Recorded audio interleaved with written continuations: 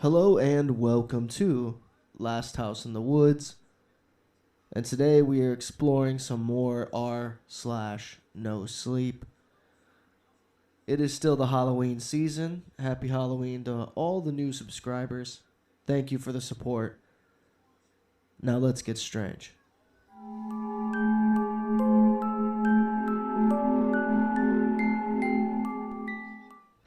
No one believes me, but Bigfoot is very real. The anticipation was palpable as I finalized the purchase of my new hunting property deep in the rugged Texas wilderness. The land was untamed, teeming with game and the thrill for any hunter, like me. Little did I know that this new acquisition would lead to a horrifying encounter that would haunt me for the rest of my days. I quickly set up trail cameras throughout the dense forest, eager to get a sense of the wildlife on my new land. The first few weeks were uneventful, capturing images of deers, raccoons, and the occasional bear. But one crisp autumn morning, as I checked the latest trail camera photos, my excitement turned to unease. There, amidst the ordinary animal captures, was a picture that sent chills down my spine. It was a dark, massive figure covered in fur with a human-like face, staring with its gray, dead eyes directly into the camera. It was unmistakable, a Sasquatch, the legendary creature that had been whispered about in hushed tones by hunters and locals for generations. My heart pounded as I examined the photo over and over. Surely it was some weirdo in a costume, perhaps an inbred black bear. I kept making excuses as to what it was in order to comfort myself. I knew the consequences of sharing this with anyone. I'd be ridiculed, deemed a madman. Obviously no one would believe me, so naturally, the need to prove what I had seen gnawed at me. Determined to find answers, I decided to venture into the woods with my loyal hunting dog, Max, by my side.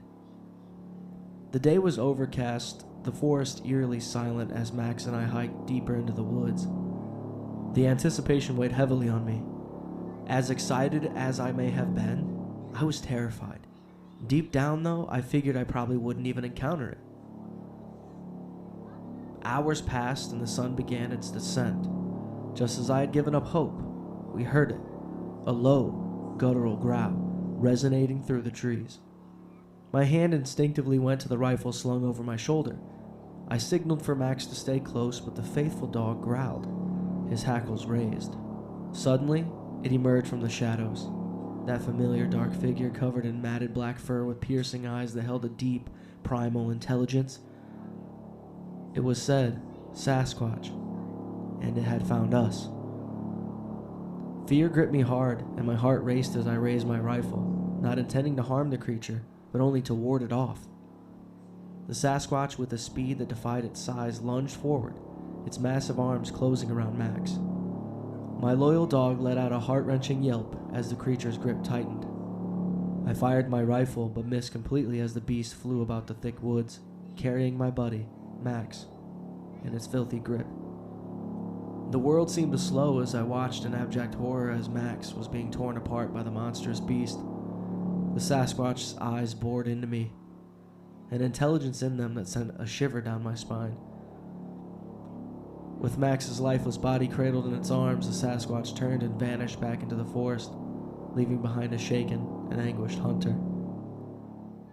I was left in the darkening woods, the weight of guilt and grief pressing down on me. I wanted to cry, but yet I was emotionless. I'd sought proof, but the cost was higher than I could have ever imagined. As I made my way back to my cabin, the forest, once familiar beauty, now held a sinister aura. The Sasquatch was no longer a legend. It was a brutal reality that had torn my world apart, and I would forever be haunted by the memory of that fateful encounter. The chilling scream of the Sasquatch echoed in my ears, a reminder that the line between myth and reality had blurred, and the forest held secrets more terrifying than I had ever imagined.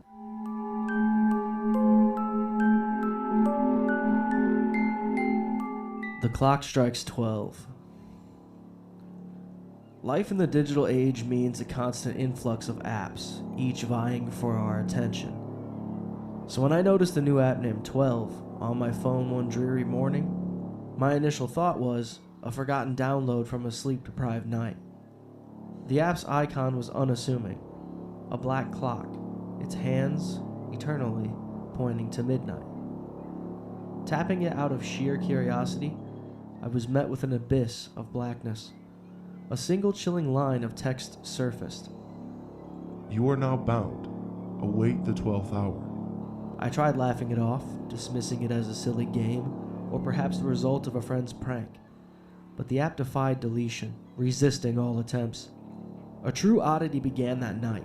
At the stroke of midnight, my phone vibrated with an intensity I'd never felt before. The app had a message for me. Look behind you. Hesitantly, I did, and my TV, previously off, sprang to life. It played grainy, distorted images. My childhood home, my first school, places I hadn't thought about in years. Every subsequent night brought a new instruction, somewhere innocuous like, Whisper your favorite memory. Others were unsettling. Sing your deepest secret out loud. When I refused, every device in my home blared my confessions on repeat until, in sheer desperation, I relented. As days turned into nights and nights back into days, a pattern emerged. With every passing command, the task grew more menacing. Place a candle by your window and do not sleep. Doing as instructed, I spent the night watching figures cloaked in darkness gather outside my window. They never entered, never moved closer, they just stood, their attention unwaveringly fixed on the candle's flame. However, one message made my blood run cold. Do not turn around, no matter what you hear. The night that followed was torturous. Soft, mournful whispers encircled me, voices from my past urging, pleading, demanding that I look. But fear kept me anchored, my gaze forward. The climax of my torment was a message I hadn't expected. Say goodbye. Panic took over. I barricaded myself in my bedroom. The night was an endless cacophony of knocks and voices. Each voice was unmistakably familiar. My long-deceased grandmother, a childhood friend I hadn't spoken to in a decade, even my mother from just across the hall. They beckoned, and sometimes angrily demanded I open the door. But dawn came, and the noise ceased. The next morning, as I looked at my reflection, a horrifying realization dawned. I was younger. Not by a lot, but noticeably. The app's once static clock icon now moved, but counterclockwise. As days turned into nights, my reflection revealed a steadily regressing version of me. My recent memories began to fade, replaced by recollections of my younger years. Now, the app's twisted commands dictate my life. They bind me to a cycle of terror, anticipation, and relentless regression. Desperate to break free, I've sought help, but to no avail. Everyone perceives me as the age I appear, with no recollection of the years I've lived. With every midnight that the clock approaches, I inch closer to my birth.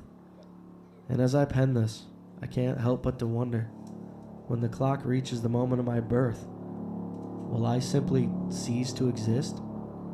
Or will I be trapped in a loop of horrors I've already endured?